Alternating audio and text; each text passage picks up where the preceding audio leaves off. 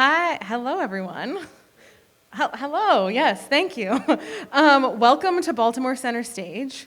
My name is Annalisa Diaz. I'm the Director of Artistic Partnerships and Innovation here at BCS, and I am delighted to welcome you all. Really quick before we start, by a show of hands, for how many of you is this your first time here at Baltimore Center Stage? Welcome! Can we all give them a round of applause? Welcome to BCS. Thank you for joining us tonight. We're so glad you're here. A quick housekeeping note, we are still asking everyone to keep their masks on inside unless you're eating and drinking, and our bar is open, so please do take advantage of that. And before we begin the show, I want to take a moment to offer a land acknowledgement on behalf of Baltimore Center Stage. Here at BCS, we are located on the ancestral and occupied lands of the Piscataway Nations by the water of the Chesapeake Bay. These lands have also been cared for by the Lumbee, Lenape, Susquehannock, and many indigenous nations who are still here to this day. We pay our respects to their elders, past, present, and future. The Baltimore Butterfly Sessions is a civic dialogue series where we use art to catalyze conversation. So we will have a couple of moments during the show where we'll encourage you to share your thoughts with your neighbors. So in fact, if you haven't met the people around you yet, I want to just give a quick moment for you to say hello to some people who might be sitting around you. Thank you. Thanks, everyone. The theme for tonight's Baltimore Butterfly Session is Building the Abolition Democracy. Oh, yes. We're excited about the abolition. Yes. Now, you all may or may not know that this season is Baltimore Center Stage's 60th anniversary season. So we are using the Baltimore Butterfly Session series throughout this season to think about the next 60 years of not just Baltimore Center Stage, but the city that we call home and the country that we live in. And what do when we think about the year, oh my God, 2082, right? Yeah, like where do we think we're gonna be? What do we think will have happened? What dreams might we bring to fruition by dreaming them here tonight? And tonight, we are joined by, oh my God, you guys, this lineup is so amazing. It's like really some spectacular folks. We are here with Baltimore's own Scott Patterson of Afro House. Oh yes. Y'all, the sound check when Scott was like playing, just like casually playing two pianos at the same time, I am not ready, we are not ready. It is gonna be amazing. We are here with MECCA VERDELL, AKA Meccamorphosis, who's an internationally acclaimed poet. Like every time Mecca is here, she just blesses this space with her energy and joy and love, and I cannot wait. And our keynote tonight is Dr. Lawrence Brown. Yes. For whom you may or may not know, this entire Baltimore Butterfly Session series got its name from his research. And just to plug, if you have not yet already read and own a copy of The Black Butterfly, please do go get that. It is on sale at many local bookstores and has been, it's like a #1 consistent bestseller at many local, he's like very humbly, yes, that's true. It's constantly a #1 bestseller at many local bookstores right here in Baltimore, so please check out The Black Butterfly. And I will stop just gushing about these people and bring them up on stage. So Scott, I'm gonna turn it over to you to get us started with some music.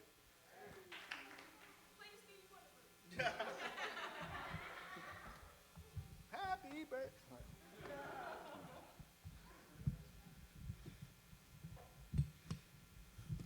How's everybody feeling? Just breathe.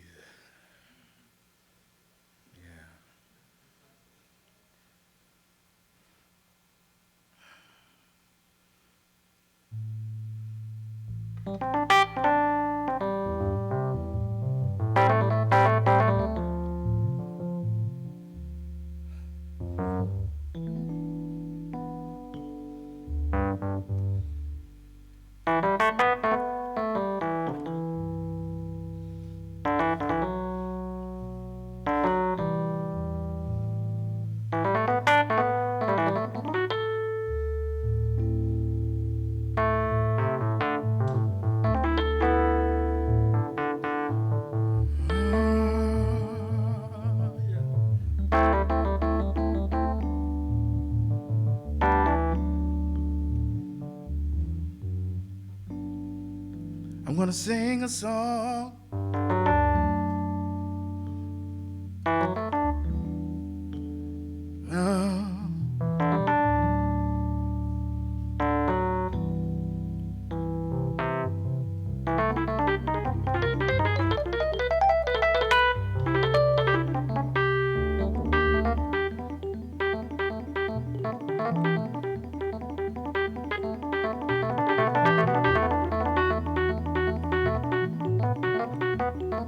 Don't mind me, I'm trying to invite the ancestors into the room.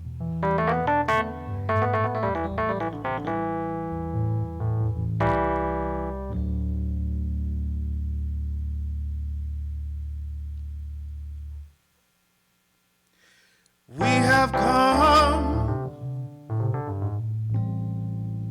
to sacrifice, war on our hubris, set aside our pride for the power of love, yeah. Come now and greet us to bless our eyes and our hearts, the hearts of many who come before us, yeah, will be our guide.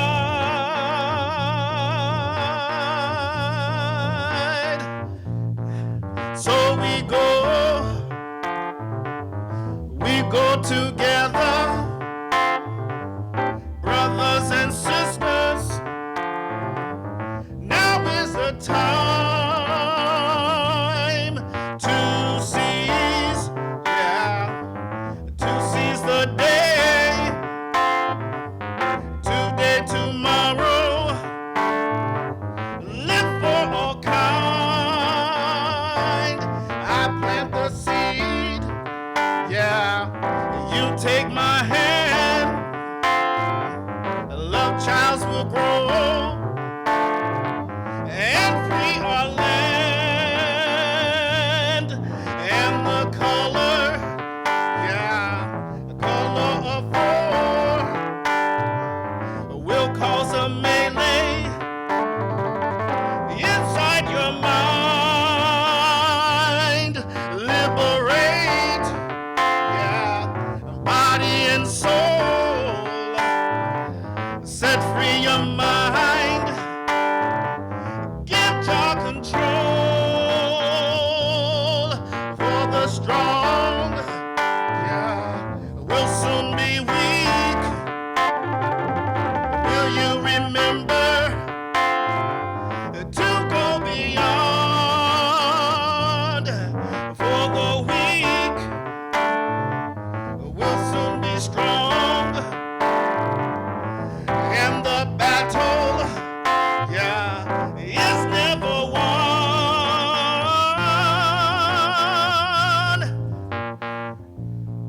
So we come with this one message: no life in hatred, live for all kind,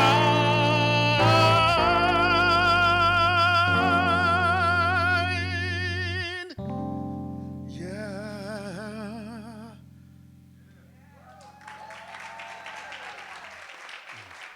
Thank you. Don't worry, he'll be back for more. Thank you, that was such a fantastic way to start the evening.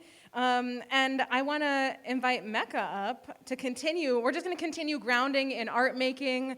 And I meant to mention, right, like we're here to talk about building the abolition democracy, which Dr. Brown is gonna lead us in thinking about that a little bit later. But it's sort of like we thought about tonight as the eve of Election Day tomorrow. So I just invite us to have that present in our mind as we're thinking about what is the future of democracy, what is the future of abolition, what is the future that we want for our city. And as I sort of offer all of that, I want to bring MECCA up to the stage. MECCA VERDELL, aka Meccamorphosis, is an author, actress, teaching artist, and poet. MECCA's first garnished national attention after winning Brave New Voices, the largest international youth poetry slam in the world.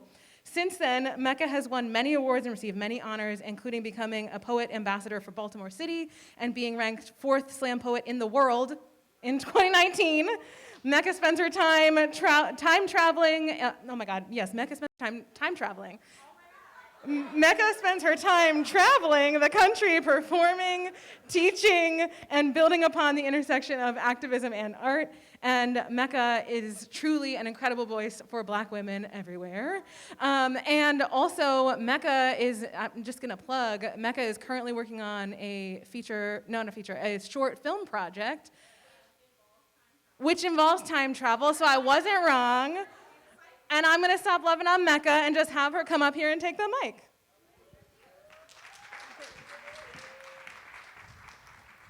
Thank you so much. Hi, everybody. How y'all doing? I feel like I know what poems I am doing. It's just a matter of me trying to get this one that's in my book. Hold on. So I do have one in my Google Doc. So don't judge me too much. It's right here. It's about to be right here in our faces in like literally 2 seconds. Ooh, that's not the right one. Hold on, give me a second. I was trying to do it, but the ancestors were here and the piano was playing. Like, obviously, I couldn't talk. All right, great. So we have that working for us. So how many of y'all go to open mics and everything like that? How many you do it? You do it? Okay, cool. So for the people that don't do it, I don't want y'all to be too quiet. It's okay. You can hoop and you can holler. But also, I'll give y'all some tools. If you like something, y'all can snap. Let me hear y'all snap real quick. Yes, rainwater. If you really like something, go, like you got some of them chocolate-covered pretzels over there, and I don't like those, but y'all might like those. So let's try it with everybody. Go, with an ugly face, though, That's what I was doing right here while Scott was playing. And if you really like something, go, yes! Okay, perfect. I think y'all are all ready. So who got a Android out here? Expose yourself. Androids, Team Android, it's okay. Like, it's fine. Nobody's gonna jump you. You're safe here. Oh, wow. Team Apple, where you at? Wow, not the ooh. I'm glad as a culture and a society we're less excited now. Love that for us. But yeah, so this poem real quick goes out to my phone, but also, it also matches the theme, so we're gonna work with that. Duck, you autocorrect. You keep playing with me. Keep acting like I ain't said what I said. No phone. I said nigga. Not night, nigga. I said slave. Not space. You keep messing up my poem. Keep acting like the white people who made you trying to change my conversations to what you thought was right, wrong. Got my tongue feeling imprisoned in my phone like I'm about to catch a case, but let me not. Because ain't it to be black, to look back at a sentence and see something wrong, something not add up. Supposed to say 10 days, but now I got 10 years of an auto-correctional facility that is my phone plan. Come on, Knight. Nigga, you are the white friends I don't have. Always correcting my ebonics while using it. Want me to chill on that black talk because you want a good night, a safe space. You want a black person who corrects themselves in the presence of whiteness automatically. Tell me why autocorrect. Every time I tell you my name is Mecca, you grip on the whip and ask, did you mean Megan? No! See, autocorrect just wants order, no. Ownership. Autocorrect just wants paradise, no. Privilege in the news where every black face is autocorrect into a mugshot in neighborhoods, where gentrification is autocorrect and reestablished in history, where history is autocorrect by the victors in politics, where the only thing that flips fast in autocorrect are white allies, and I say no. I say I am correct. I am right answer. I am what I am. I said what I said, nigga. And you know what? My phone finally says nigga, and I'm starting to think it shouldn't. Thank you. Thank you, thank you, thank you. Oh, you're so sweet. Y'all got scared when I said the N-word, though. It's okay. We're here to talk about things. It's all right. Let's unpack that. Not right now, though. Do it at home. I feel very called to do this next poem. I didn't have it prepared, but we gonna see how that works. If a penny saved was a black girl returned, would it be easier for you to pay attention to our gaps in evidence and aggravations? You can't find black girls because of doubt, but found Tom Brady's jerseys because of all his clout. So black life don't hold presence unless it involves that presence. If only we evolve past ignorance, what common sense is it? Treating our girls like common sense, our mistreatment has been common since America started its great coin collection. These pretty pennies getting lost in couches, in mattresses, in streets, in alleys, in D.C., in Baltimore, in Nigeria, 60 years ago, 200 years ago, and 1,000 more years to come, just slipping through the cracks of time. And y'all white women marched through D.C. streets searching for your independence, but in March, didn't want to put your hands in the draining work of activism, afraid to touch something dirtier than your intentions. Why haven't I gotten Amber Alerts for our black girls? Like Amaya don't want to come home either. Your movement is two-faced, and why I flip out, because me and those girls got the same face. And if they are runaways, it's because they're being mistreated and beaten at home and won't be left alone because of the copper of their tone, and by their own, they're sown because they're a few shades darker than gold. It boils my blood to the mineral. Now ain't it irony how most men curse black women's names before they say them, then trick their ways to lay with them? There is sex trafficking in our cities, but these girls have been paying the tolls. Why must we choose through the different abuse? Sexual, emotional, or systematic America make it seem like we must choose the latter instead of use the latter raised to a better solution. I pray this poem pipe your children from the rats that try and kill them. I try to connect through our curl pattern, but there's only a price. Over their head, they hold on to my lungs at night, so I scream for them in the daylight. It seems these petty dreadfuls end before you start them, since every scene is a disappearing act. My girl Sadia said black girl magic shouldn't work like that. So I put my 2 cents in to get our girls back. They falling deep underwater. And these cops only wish them well. They don't care if a black girl saved was a penny earned. We can give them the living they deserve. I want these hashtags, turn tic-tac-toe, crossing out where X marks the spot every time we find these treasures. Burn through the cities until my embers alert screaming. Where are they? Where are my black girls? Where is the change? Thank you. Thank you. So, because I don't like people taking pictures of me while I'm on my phone, I'm gonna pretend. Oh my God. How y'all feeling though, real quick? Y'all good? Good. I wanna make sure you're great. So, we did that poem. Hold on, I'm trying to find the other one. It's here, it's right. It's about to come up like right. This one's a good one, but I don't got time for that one. Okay, hold on. Give me just like 2 seconds. Like, that's not that one either. Y'all, you know what? I'm so happy that y'all like me, cause you know, watch this. Hold up, cause I'm about to just type in the name. Thank you, Nancy, cause I heard your voice from afar. All right, I found it, you guys. Yes. All right, so hold up, just so people know I'm cool. Make sure you take pictures of my Saul's Ants journal. Okay, there we go. All right. That's too much. All right. And sometimes you just gotta just give in and be real about it. All right, here we go. So I realized something. I wanted to write about Black joy one time, and I feel like it's not just one time. It's just about the fact that I think sometimes there's a lot of funneling that you have to do in order to get to that point, right? Because so many things happen, we have so many experiences, and it's just like healing, right? When it comes to racial injustices. Sometimes you gotta have years of just kind of unpacking everything that's happened to you. And I remember last year I just had like a breakthrough about things that were happening to me when I was younger when it came to just being in school systems and stuff like that, and just having like white teachers and, you know, feeling disrespected, feeling unwanted, feeling othered. And I think it was a time when I really sat down and was just like, I am still existing, still creating my freedom, still powerful, and I'm so happy that I'm able to be a teacher and teach that to other kids, what wasn't taught to me. And having sat with that, outside of my poems, I'm not good at English, but yes, having sat with that, I was able to write this piece. And then after this, I have one more. Okay, is that right? If it's not, I'll just read this and go away. After this? Okay, cool. This one or the one after this? Okay, this one. Oh, y'all. I talk too much. All right, but I'm glad we're ending on this one. So this is called Black Keys. Play me a song made of only the black keys.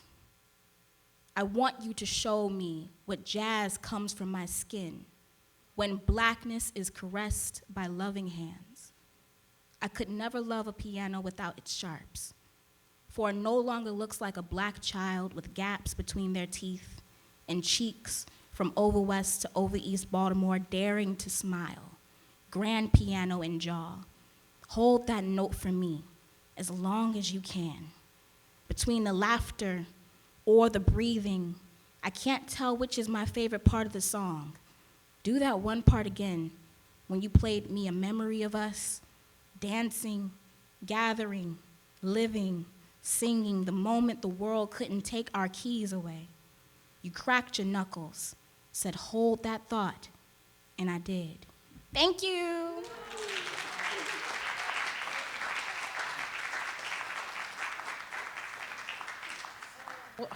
Wow, what a way to end, Mecca. That was amazing.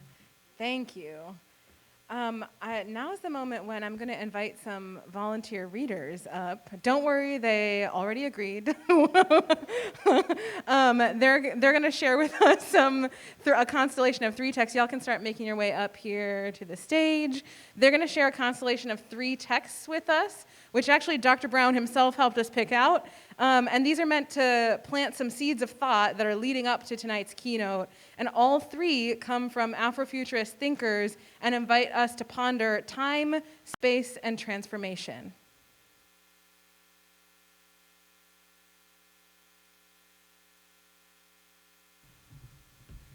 My name is Kwaku, and I'm reading an excerpt from San Ra, Afrofuturist, and executive producer of Space is the Place.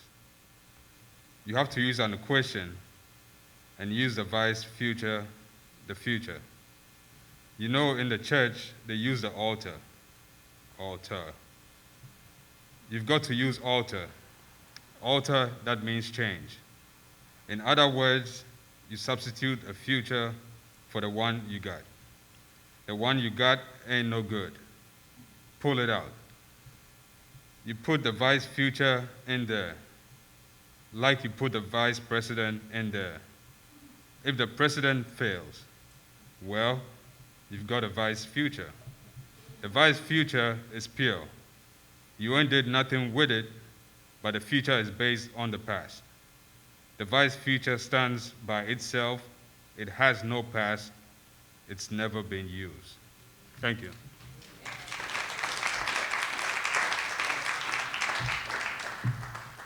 Hello. My name is Shania, and I'm reading an excerpt from Earthseed by Lauren Oya Alamina from the novel Parable of the Talents, written by Octavia Estelle Butler.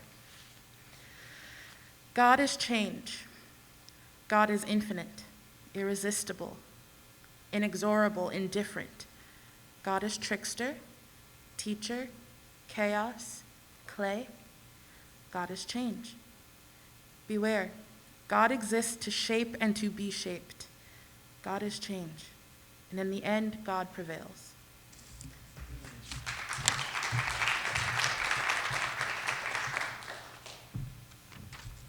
Hello, Hi, my name is Theodore Alexander, and I'm reading an excerpt from an Afrofuturist approach to spatial Planning by Michelle Malati. I think of it as a city that fills a physical and social spatial gap in the lives and livelihoods of Black people who feel like outsiders in spaces that were not created for and by them, which aims to create a more inclusive city that ensures their survival in an increasingly globalized world.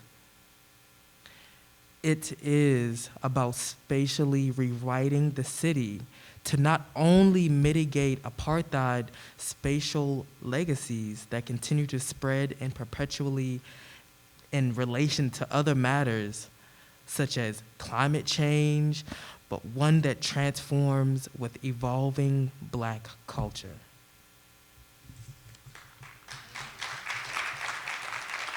Thank you. Y'all, really give another round of applause. These are volunteer audience members who came and read. So good. Y'all were amazing. Thank you for jumping in. Thank you for saying yes.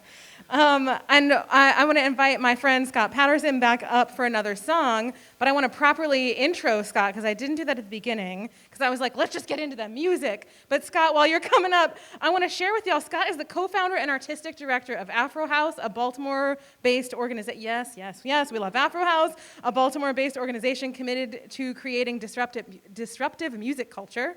This work is done through live performances such as the Afro House concert series, theatrical productions featuring Afro House's Astronaut Symphony, film and collaborations with other organizations and artists, and Scott is a recipient of the 2022 Regional Independent Artist Award for Performing Arts from the Maryland State Arts Council, a 2019 Baker Artist Award, Mary Sawyer's Imbiden Awardee, and is a recipient of a Creative Baltimore Fund grant and Artist District grant, among other things. He's also part of the Saul Dance cohort and is working on a feature screenplay, which I just love to gush about because, y'all, it is an Afrofuturist space, ballet, opera, and it is going to be amazing, and I can't wait for it to see it. And I told you I could gush about these people all night, but I'm going to stop myself again and invite Scott back up. And while Scott is giving us another song for some reflection, I want to offer a question to y'all to sort of have in your mind, which is, what do you hope for the future? When you think of 2082, I said that earlier, 60 years from now, what do you hope for the future of Baltimore's neighborhoods? I want to offer that question. I'm going to invite my friend Scott back up.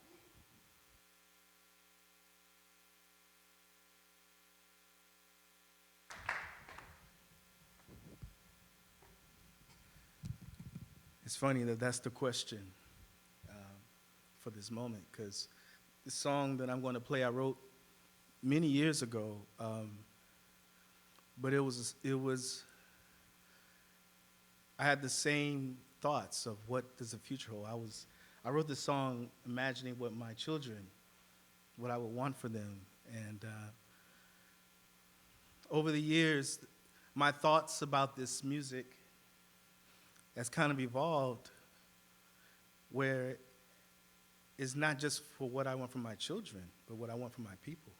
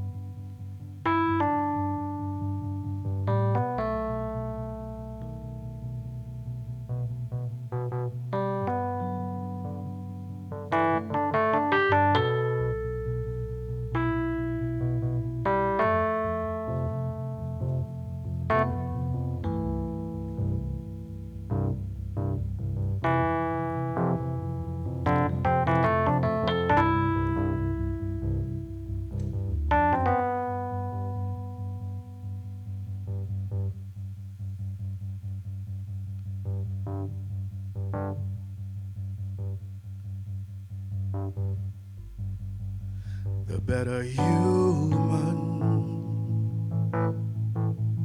levitates in space.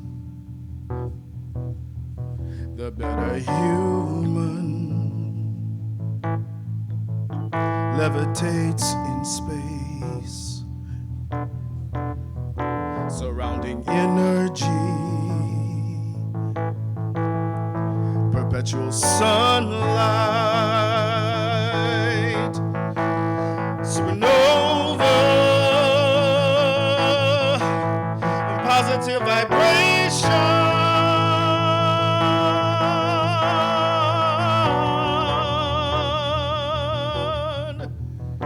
The better human levitates in space.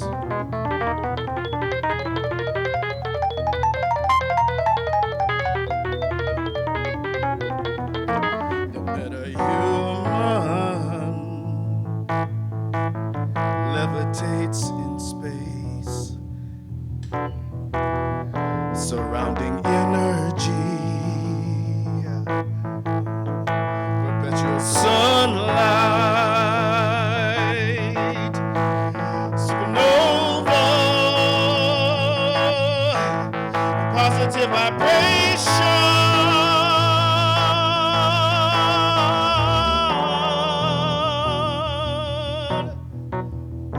The better human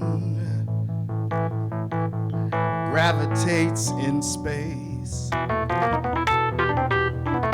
The better human, yeah, gravitates in space. Bending relativity in a race. Yeah. Yeah. Love will burn my supernova. Love will burn my supernova. Love will burn my supernova. Love will burn my supernova. And your black planet will give birth to the suns. The future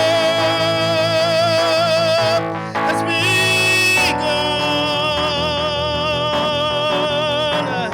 and our love has won.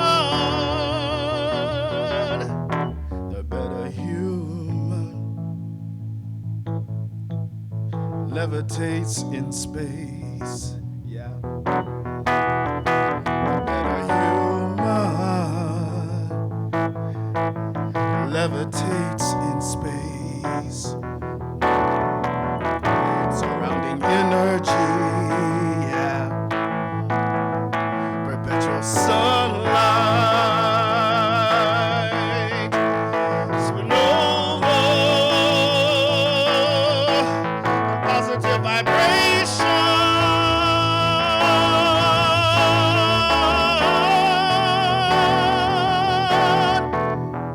The better human.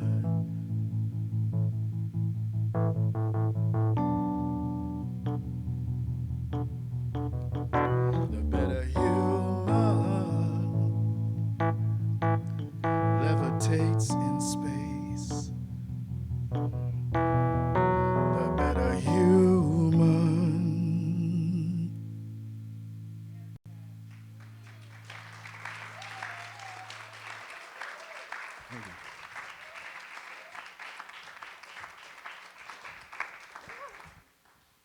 I felt it. I felt it.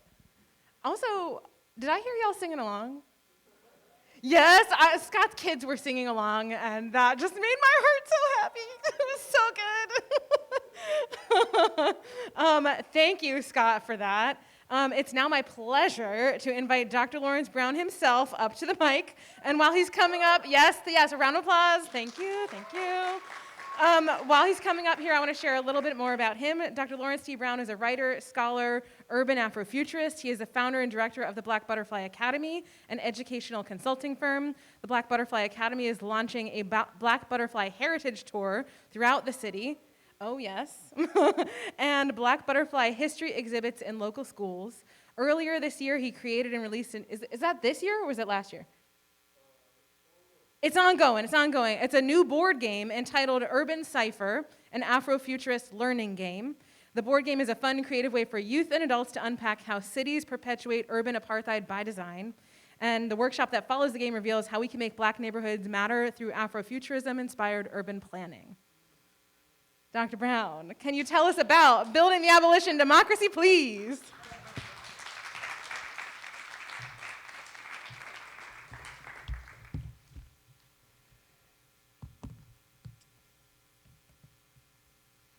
Our songstress Erykah Badu once said, "Jump up in the air and stay there." Ain't that what she said? Well, our own Scott Patterson said, "The better human levitates in space."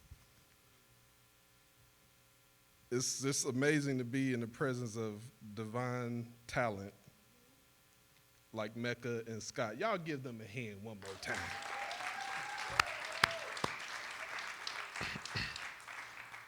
I'd also like to thank Annalisa and Estrellita once again for extending the invitation to talk to you about a lot of my work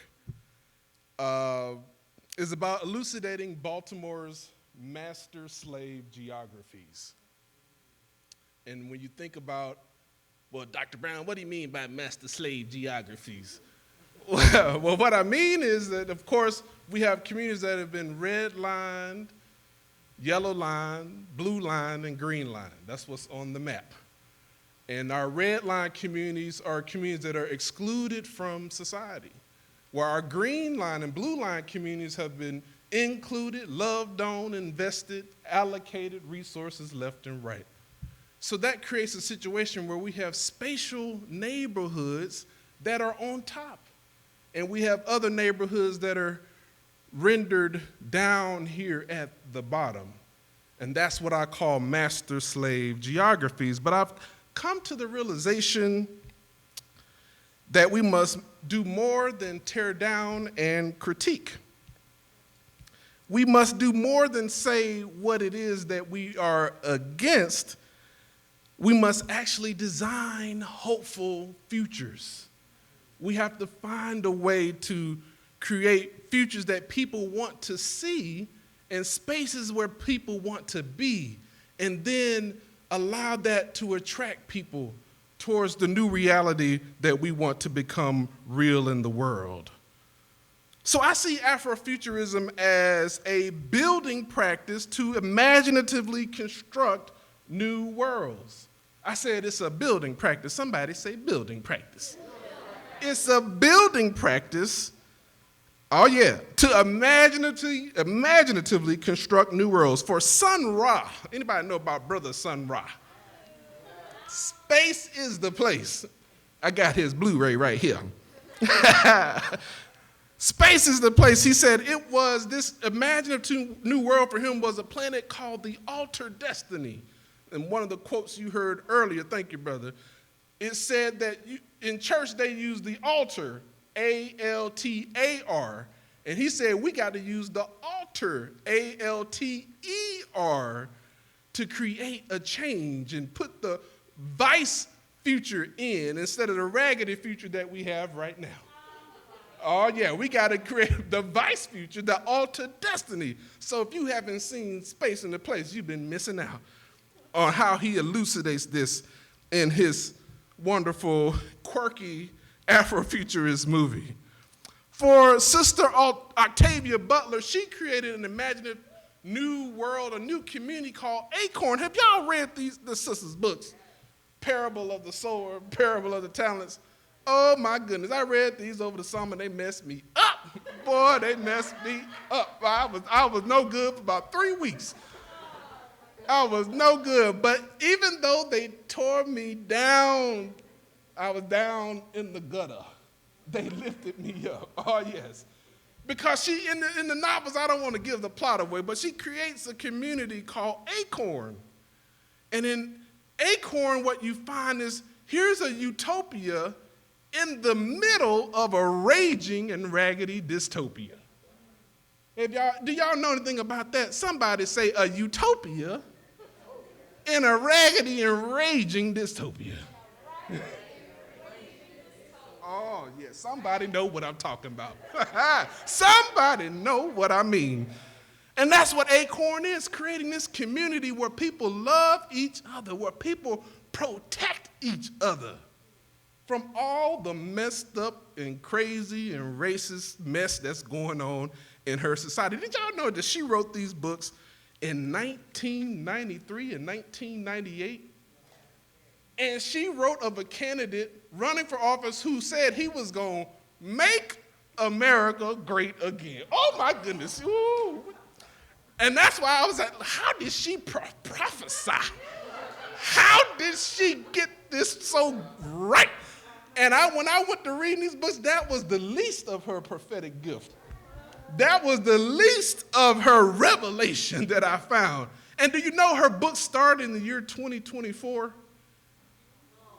Oh, yeah, that's what I said, too. I was like, oh, Lord, what is we getting ourselves into? Yeah. She talks about a society where democracy is on the loose, has fallen, society is crumbling. And I was just so, again, I'm not going to spoil the plot, but she creates a utopia in the middle of a raggedy and racist dystopia. And that's amazing. And then last but not least, y'all know about it. It's coming out on Friday. Ryan Coogler and Harriet Beechler, they created that paradise, that eco-social, beautiful place in a fictional country in an uncolonized space in East Africa called Wakanda. Do you know about Wakanda? Oh, yeah, sister. Do you know about Wakanda? See, I said once again that Afrofuturism is a building practice to imaginatively construct new worlds. And among the other things that you see with the movie, the plot, the costume design, the amazing acting, I want you to pay attention to the space, the world, the design. Did you see how they put together Wakanda? They had maglev trains. Did you see any pollution coming out? They had no cars in the street. They had a beautiful mixture of nature in harmony with technology. And they showed that you could design, that perhaps black people, we could design our own way of thinking about design and creating a future, creating those neighborhoods that Annalisa was asking us about by 2082. What if we created a new kind of neighborhood with a new kind of architecture, a new kind of design? I mean, how many of you have ever been to Roland Park in Guilford, Homelands? Y'all been to those communities? How they look? How do they look? Do they look ugly and raggedy? How do they look? You should be like, nope. Right? How do they look now? Talk to me. How do they look? They look good, right? But perhaps we can create communities that also look good, but in a different way. Every community don't have to look like Roland Park. Every community don't have to look like Mount Washington. We can use our own creative principles to create beautiful neighborhoods in the Black Butterfly. So I believe that the building practice of Afrofuturism is essential to building the abolition democracy. Somebody say, Dr. Brown, what is the abolition democracy? I'm so glad you asked, Mecca. Thank you for asking.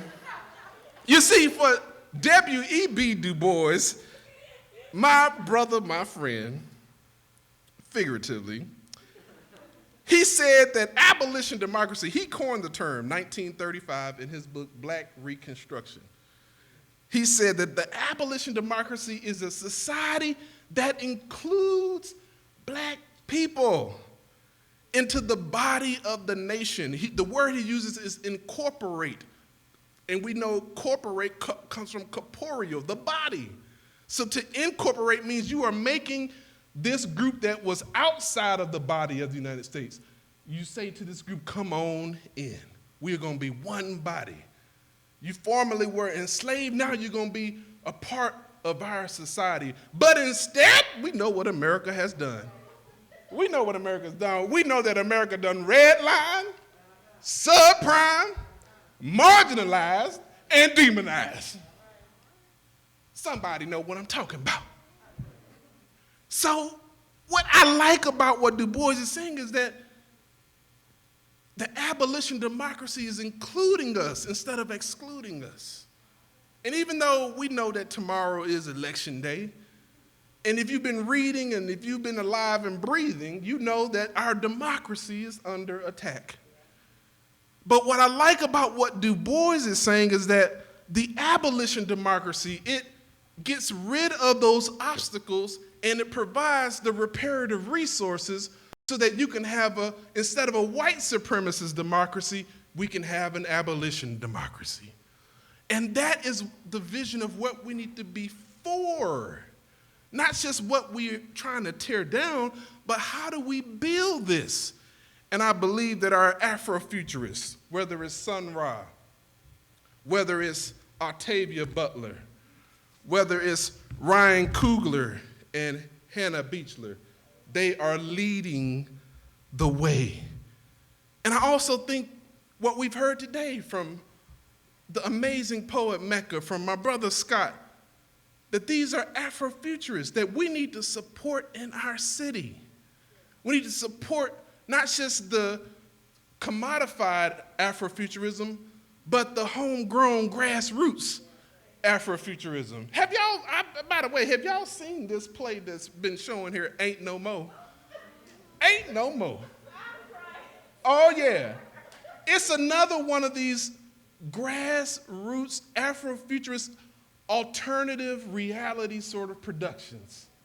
And it's also asking these powerful questions about if we're given a way to leave this country and leave that pain behind, leave all the stuff that we brought to this country, the blues, the jazz, rock and roll, all the stuff the spirituals, all the things that we brought to this country.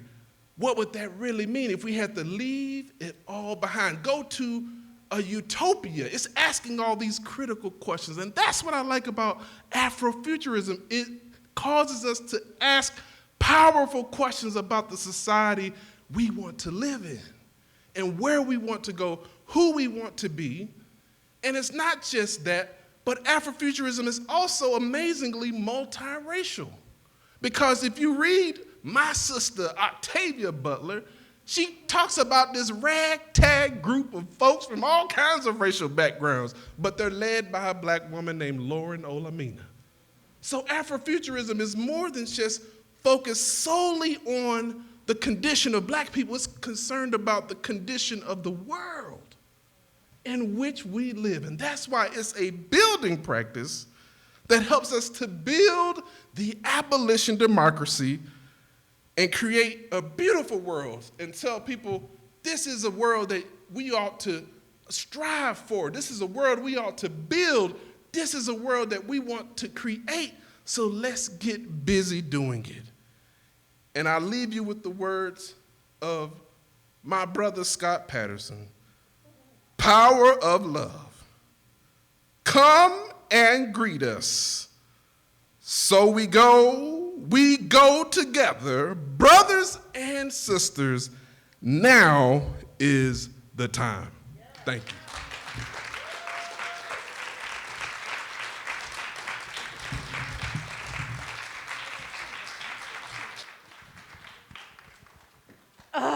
Oh my God. Every time I ever hear him talk, I learn so much. I'm like, it's so funny. I'm like, I don't know, inspiring. Am I right? Yeah, right. Oh my God, it's so good. Yeah, one more round of applause for Dr. Lawrence Brown. I want to invite Scott Patterson up to close us out with a final song, and I am told to remind y'all that it's the last call at our bar if you would like to get a drink. And Scott, will you close us out with a final song for the night?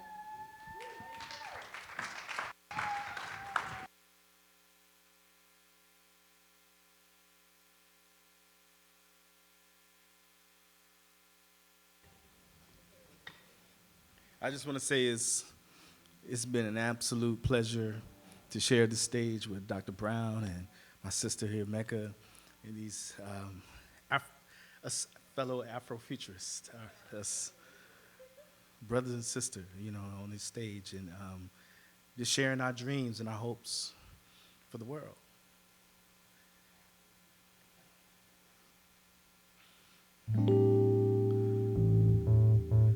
So I'm going to do this song.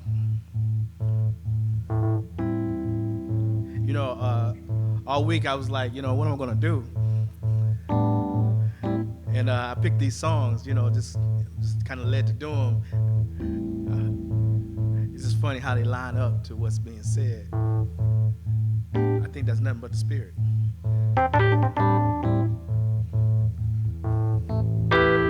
So I'm going to do this song. It's called Freedom Day.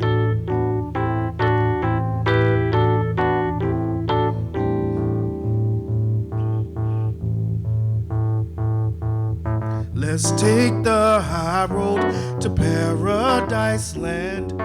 We'll walk there together, hand in hand. Yes, we will, my love, we'll go journey on and leave our old world behind. Heaven is here on earth for those who find the way into a life of peace.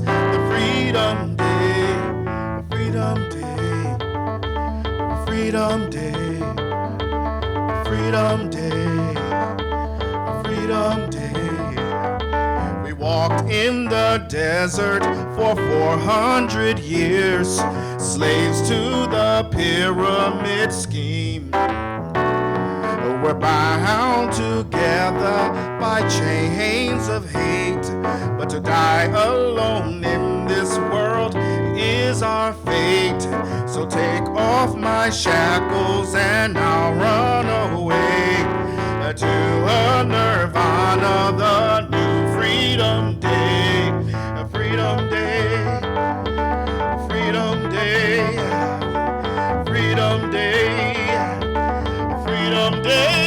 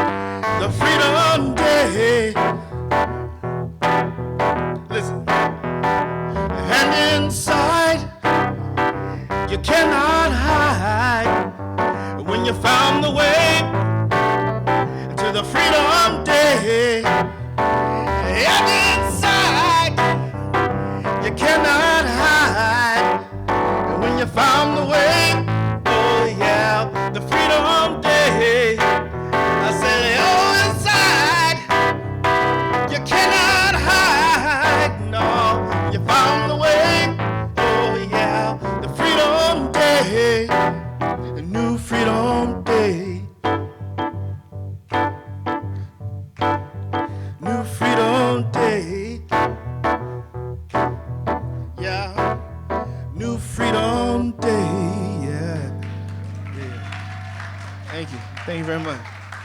Dr. Brown, Mecca, Annalisa. Scott, Thank you very Scott much. Patterson, everybody. Thank you very much. So amazing, so amazing. Thank you. Thank you all for joining us this evening. We are so grateful to all of tonight's featured artists and speakers and our readers. We hope you had a wonderful time, and we look forward to seeing you again at the next Baltimore Butterfly session. That is in early December. And Dr. Brown did my job for me, and we have an Afrofuturist play running here until November 20th called Ain't No Mo by Jordan E. Cooper, and we hope you will come back and check it out. There are a whole series of community nights that are running alongside our Ain't No Mo program, notably a partnership with Black Ass Flea Market on November 19th, so please come out then. And please do check out our website for details on all of these and more, and we hope to see you back here very soon or out at the polls tomorrow. And thank you again, everybody. Have a great night.